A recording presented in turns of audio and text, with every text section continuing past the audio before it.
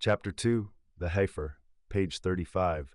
Believers, do not say to the prophet, Ra'ina, but say, Unzurna, and listen to him with attention. For those who deny the truth, there is a painful punishment.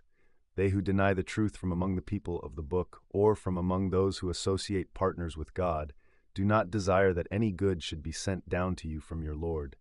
But God singles out for his grace whom he wills, for God is limitless in his great bounty.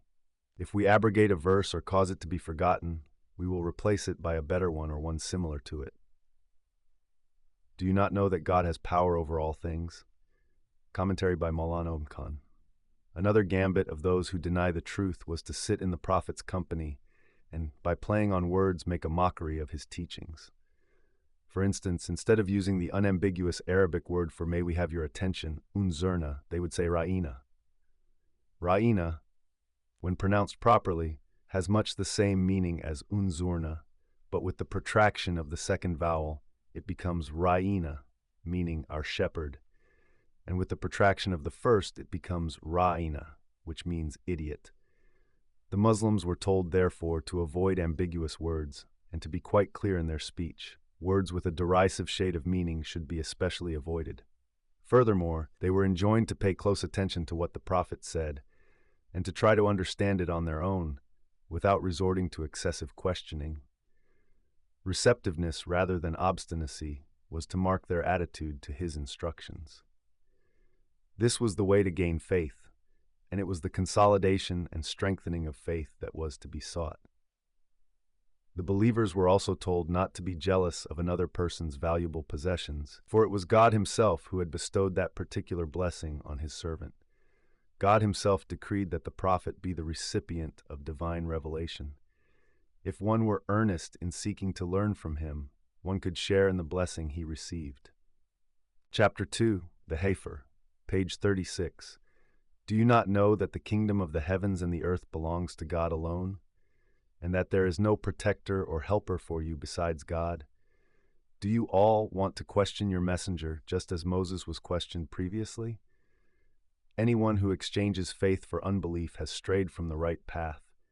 Many among the people of the book wish through envy to lead you back to unbelief, now that you have embraced the faith and the truth has been made plain to them.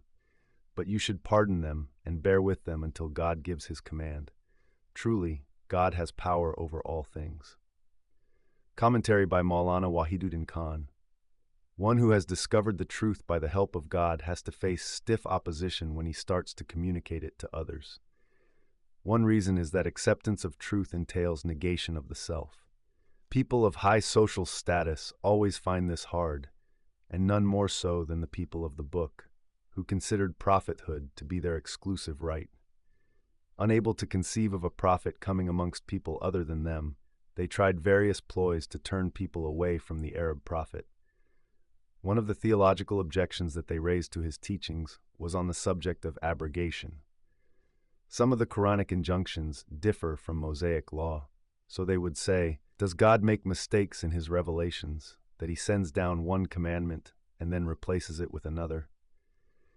This shows that what your prophet Muhammad is teaching is not from God, but is his own creation. So intensive had this propaganda campaign become that even some simple-minded Muslims were affected and started raising the issue with the prophet. Chapter 2, the Heifer, page 37. Attend to your prayers and pay the prescribed alms. Any good you store up for yourselves, you will find it with God. Certainly God sees what you do. They declare, none shall ever enter heaven unless he be a Jew or a Christian. This is their own wishful thinking. Say, produce your evidence if you are telling the truth. Indeed, those who submit themselves to God and act righteously shall be rewarded by their Lord. They shall have no fear, nor shall they grieve. Commentary by Maulana Wahiduddin Khan. Once the Jews had set their minds against the message of Islam as being worthless, they became alarmed by the heartfelt acclaim with which many were receiving it. They considered themselves the only ones qualified to pass decrees on truth and falsehood. How could others be allowed to believe in what they themselves had chosen to disbelieve? The first step that they took was to incite the polytheists to rise up against the Muslims. Secondly, they tried to mislead Muslim converts about their new religion, putting doubts into their minds in the hope that they would revert to the religion of their forefathers. It was only natural that this should provoke the Muslims, but God told them that this was not the time for violent reaction. Muslims should always be patient, since patience prevents one from taking negative retaliatory measures in the heat of the moment. They should be steadfast in prayers, for prayer brings one closer to God. They should never fail in the payment of the prescribed alms, zakat, for a society in which the rich are willing to share with the poor will be based on compassion. There will be a real sense of togetherness among its members.